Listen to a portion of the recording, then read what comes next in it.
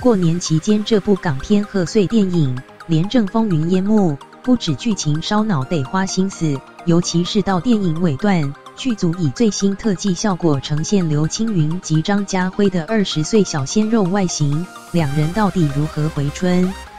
短短近2分钟片段就花上半年时间制作，耗资千万。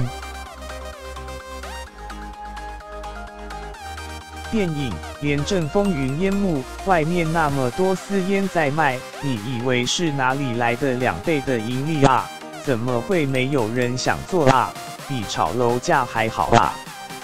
由真人真事改编，香烟集团贿赂海关一案，但被告开庭前弃保潜逃，重要证人消失无影踪。港片《廉政风云烟幕》由刘青云、张家辉、林嘉欣主演，掀起贺岁烧脑片，其中有一幕，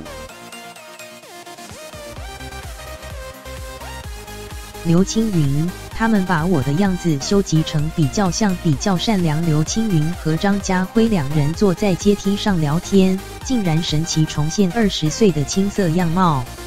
辛扎师兄，如果你重视我们的感情，你根本不需要考虑。化骨龙与千年虫，物之恋，错视心太软，仔细比一比，双框简直重现辛扎师兄时期的刘青云以及20岁时的张家辉，效果逼真，可花费的功夫可不少。刘青云，我想他们是用我以前演戏的照片来进行修集。